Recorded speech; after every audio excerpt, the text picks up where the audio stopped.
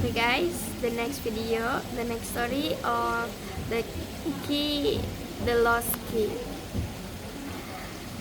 Just then, an old woman approached her. Her steps slow but steady. "You look troubled, dear," she said in a gentle voice, her eyes sprinkling with kindness. Emily looked up, surprised, and quickly wiped away a tear she hadn't realized it had fallen if lost something very important. She explained, feeling the weight of the day pressing down on her. "It is key, my grandmother's key.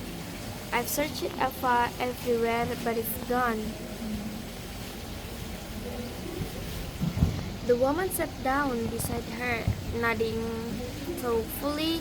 She seemed old, perhaps as old as Emily's grandmother had been. Her silver hair was tucked neatly under a shawl, and her weathered head rested on her lap. "Key are tricky things," she said, her voice soft. "They don't always show themselves until you're ready to find them." Emily frowned, not quite understanding. But I've been looking everywhere.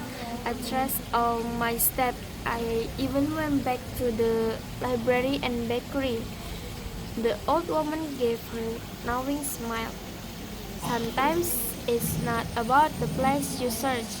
Sometimes it's about your carrying with you." Emily stared at her, confused. What could she mean?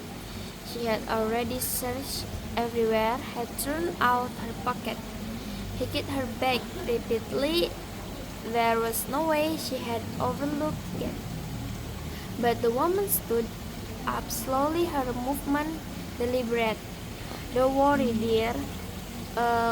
What is meant to be found will find its way back to you," she said with a kind smile. Then, as if by magic, she turned and slowly walked away, leaving Emily alone on the beach.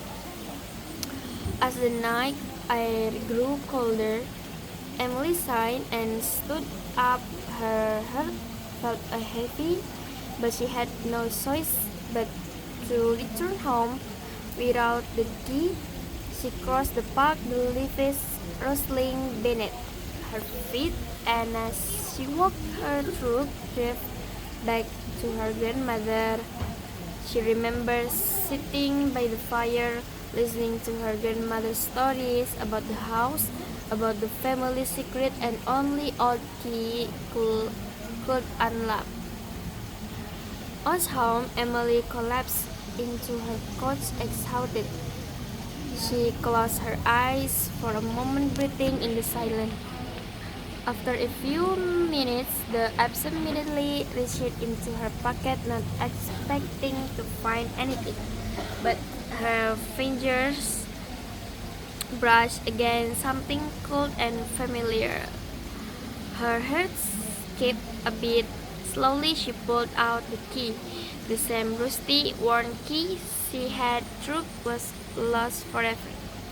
It had been there the whole time. Emily stared at it in disbelief. How could she have missed it? And she had checked that pocket a dozen times. Hadn't she? And then she remembered the old woman's word.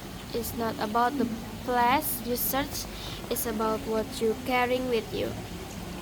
Suddenly, everything made sense. She had been so focused on finding the key that she had forgotten the real reason it was important. It wasn't just about opening the door to her grandmother's house. It was about holding into the memories, the love, and the lesson her grandmother had left behind. The key had been a symbol all along.